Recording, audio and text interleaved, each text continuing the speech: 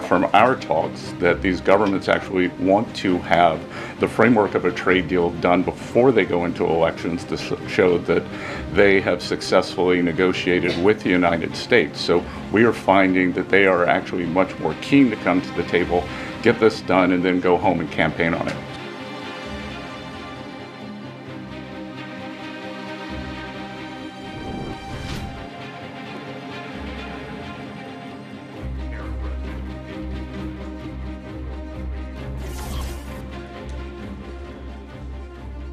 우리가 나눈 대화에 따르면 이들 정부는 선거 전에 미국과 무역 합의의 틀을 마련하기를 원하고 있는 것 같다라고 이렇게 얘기를 하거든요.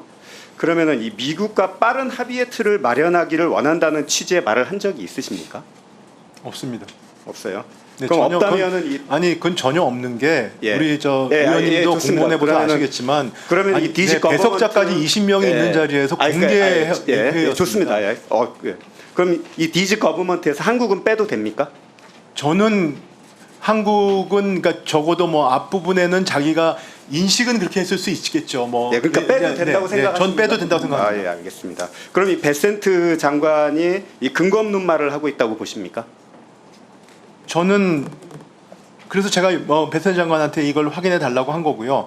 적어도 기자가 그렇게 질문한 거를 먼저 주시는 게 기자가 질문하는 게 우리가 가서 현지에서 얘기했던 것들을 기자가 알고 얘기했다고 생각하시면 될 것 같습니다. 네.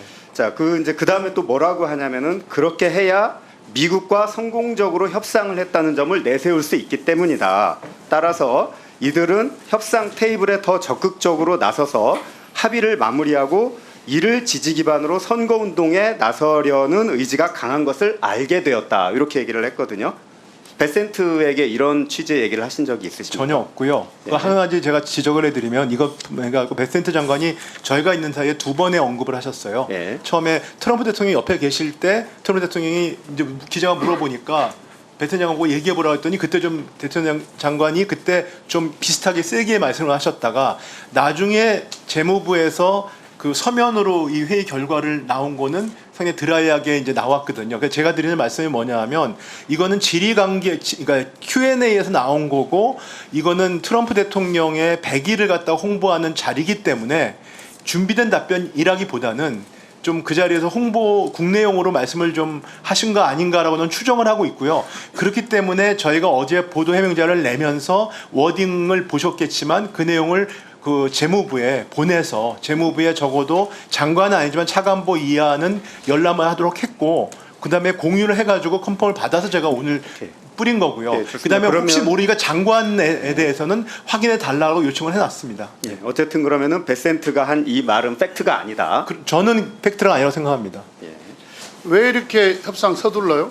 협상을 서두른 게 없습니다. 의원님. 지금 기술 협상 들어갔죠. 그거는 이제 실무적으로 모여가지고 USTR하고 상무부하고 뭐하고 이렇게 트랙을 만들어요? 경제안보, 투자협력, 뭐죠? 환율.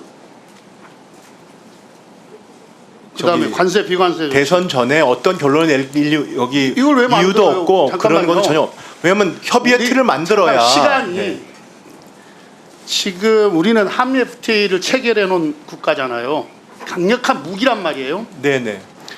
그 다음에 지금 현재 놓고 보면은 이 트럼프의 관세 정책이 국제적으로도 그렇고 국제사회에서도 그렇고 미국 내에서도 오히려 지금 트럼프가 고립되고 있는 지금 그런 상황이잖아요. 네네. 미국 내에서 지금 트럼프의 관세 정책에 대한 지지도가 30%대밖에 안 나와요. 그리고 네네. 트럼프에 대한 지지도도 지금 역대 이 정도 한 100일 정도 기간에서 최저 40% 언저리란 말이에요. 그러니까 얼마든지 미국 국내 상황 때문에 국내 정치 상황 때문에 얼마든지 변화의 여지가 있기 때문에 이 협상을 서두를 이유가 없어요. 서두른 게 아니고 90일 이후에 받았기 다른 때문에요. 나라들도 네. 다른 나라들도 지금 발을 빼고 미루고 지금 그러고 있잖아요. 저희가 일본마저도 7월에 참의원 선거를 핑계로 발 빼고 미루겠다라고 하고 있잖아요. 그 서둘렀던 이시바조차도. 의원님 이미 자동차 관세가 부과되고 있습니다. 개인 정부는 네. 말이죠. 이 협상을 이런 속도로 이렇게 추진하면 안 되는 겁니다. 일단 네, 속도가 전혀 빠르지 않습니다. 민주적 정통성이 없잖아요. 우리 국민들의 삶, 우리 국가의 미래에 절대적인 영향을 미치는 이 중재에 대한 협상을 이 대행 정부가 마무리를 하겠다 이런 생각은 추호도 해서는 안 되는 전혀 없습니다. 추호도 해서는 안 되는 전혀 거예요. 없고요. 지금 실무 협상 말씀을 하셨는데 그다음에 네, 실무적으로도 저기 여러 가지 과제들을 그래서 분류하고 민주적 있습니다. 네. 잠깐만요. 민주적 정당성을 확보한 정부가 이제 뭐 끼케야 34, 5일 후면 출범을 하니까 인수위도 없어요. 뭐 바로 출범을 하니까 그 정부가 새로운 정부가 책임 있게 협상할 수 있도록 그런 자세로 이 대행 정부는 대해야 된다. 네, 그렇게 그러니까 생각하고 뭐냐면 있습니다. 미국 측에 요구하면 듣기만 하고 그리고 우리는 한미 FTA를 맺어놓은 나라니까 거의 제로에 수렴이 되잖아요. 관세가. 한미 FTA 협정 내용 지켜라고 우리는 주장하고 그 상태에서 교착시켜서 밀어놔야죠. 왜 기술 협상을 왜 이 카테고리 나눠가지고 의원님. 그다음에 이 주체들을 내가 믿을 수가 없어요. 우리 국민들이 믿을 수가 없어요. 한덕수 대행도 그렇고 우리 부총리도 그렇고 새로운 정부가 들어서도 실무자들은 도대체 그대로 가지 않겠습니까? 이 사람들이 도대체 애국심이 있는 사람들인가 싶어요. 한덕수 총리 대행